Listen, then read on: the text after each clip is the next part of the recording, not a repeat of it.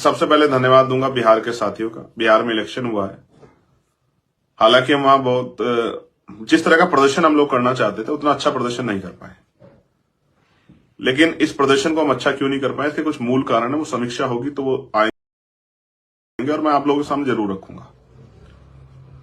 इस देश में लोकतंत्र है, ये बात सत्य है, लेकिन यहां धनतंत्र के बगैर लोकतंत्र संभव नहीं है। अभी की परिस्थितियों में लोकतंत्र अब धनतंत्र से स्थापित हो रहा है।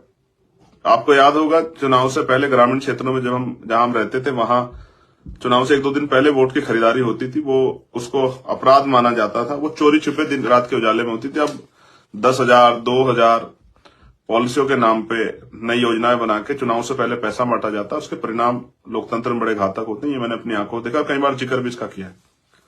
उसी का नमूना है बिहार इलेक्शन। फिर भी कुछ साथियों ने, आफ्ताब भाई ने और धर्मेंद्र ने और तमाम और भी साथियों ने बड़ा अच्छा प्रदर्शन किया। हर विधानसभा में कई 7,000, कहीं 8,000, कहीं 5,000, कहीं 11,000, कहीं 9,000, कहीं 27,000, 31,000 तक। और कितना बड़ा खेल हमारे साथ हुआ था। आप समझिए, जिस सिंबल को देने के लिए, जिस सिंबल को हमने तैयार किया है, घर घर जाके पहुंचा, वो सिंबल ही हमसे छीन लिया गया इलेक्शन में। तो जो वोटर तैयार हो गया है, जिनको पता लग गया कि हमें सिंबल को वोट देना, हमारा प्रत्येक सिंबल पर रहेगा, वो सिंबल ही किसी दूसरे दल को चला जाए, उसकी जगह कोई और सिंबल आ जाए, तो बहुत सारा तो ऐसा वोट है जहां हम नहीं पहुंच पाए, वो चला जाएगा। सारे दल सिंबल आधारित दल हैं भाई। अगर पंजा हो तो वो कांग्रेस का है, फूल हो तो वो भाजपा का है, और कोई सिंबल्स हैं वो उस पार्टियों के हैं। तो हमारा सिंबल जो था वो सिंबल ही चला गया, तो एक बड़ा झटका था, लेकिन कोई बात नहीं। इन सब चीजों से फर्क नहीं पड़ता है। हम इसको, अपने संगठन को, तंत्र को इतना मजबूत बनाएंगे कि भाई सिंबल जाए या कुछ भी जाए, लेकिन जो हमारे साथ खड़ा है वो हमारे साथ ही रहेगा, क्योंकि हम मेहनत करके यहां तक आए। तो मैं बिहार के नेतृत्व का, बिहार की पूरी टीम का, बिहार के सभी जिलाध्यक्षों का, उन सभी कार्यकर्ताओं का, उन माताओं बहनों का, जिन्होंने 1.5 लाख से ज्यादा वोट हमारी पार्टी को और हमारे अलायंस को वोट किया, उन सभी वोटर्स का बहुत बहुत धन्यवाद करता हूं। सपोर्टर्स का भी धन्यवाद करता हूं। हमारे प्रयास में कुछ कमी है, हम लोग उसको दूर करेंगे, मैं आपको वादा करता हूं। चंद्रशेखर और ओवैसी के गठबंधन से बिहार में ओवैसी को तो फायदा हुआ, लेकिन चंद्रशेखर को उतना खास ज़्यादा कुछ वोट मिला नहीं।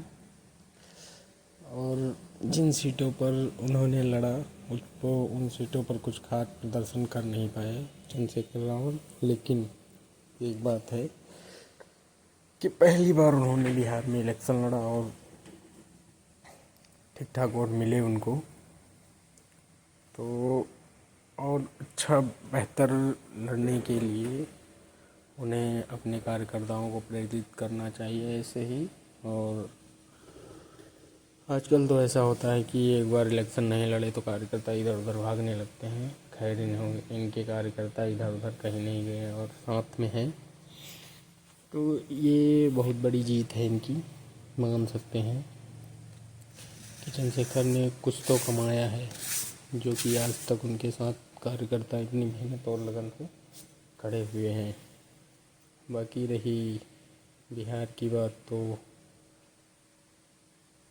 ठीक है, अगली बार भी ओवैसी जी ने विधायक जीते थे और इस बार भी उनके 5 विधायक जीते हैं। अब देखना यह है कि कितना कमाल कर पाते हैं इनके विधायक बिहार की पॉलिटिक्स में।